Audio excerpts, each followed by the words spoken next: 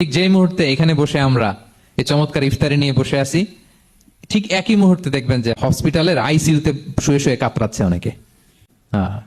ঠিক এই মুহূর্তে কিডনি ডায়ালিসিস চলতেছে, দেখছেন? কিডনি পেশেন্ট এদিকে ছিদ্র করে ব্লাড সব বের হয়ে রিফাইনিং হয়ে আরেক দিক দিয়ে ঢুকে। ওর চিৎকার শুনলে, বার্ন ইউনিটে গেছেন কখনো?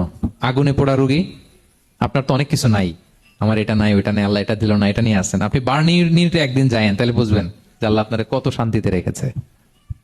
না খেয়ে কয় রাত কাটিয়েছি আমরা, বলেন তো?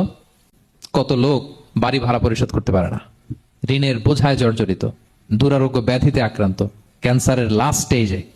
তাদের সাথে একটু দেখা করেন, ফোর্থ স্টেজে চলে আসছে ক্যান্সার পেশেন্ট। তার চেহারা, তার খাবার, তার চলাফেরা, কিভাবে তার প্রতিটা সেকেন্ড কাটে, একটু দেখে আসবেন, তাহলে বুঝবেন যে কত আল্লাহর দেয়া নেয়ামতের সাগরে হাবুডুবু খাই আমরা।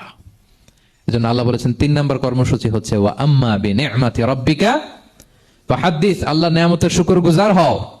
আল্লাহ যে নেয়ামত দিয়েছে, এই নেয়ামত তুমি বর্ণনা করো। অনেকে আছে আল্লাহ নেয়ামত দিলে ওটা প্রকাশ করতে চায় না, এটা আল্লাহ পছন্দ করে না। মানে আপনি যদি অনেক সম্পদশালী হন, আপনি সুন্দর পরিচ্ছন্ন জামা পরবেন, মানুষকে দান করবেন, আপনার বাড়ি ঘর সুন্দর হবে, এটা নিষেধ নয়, এটা ভালো।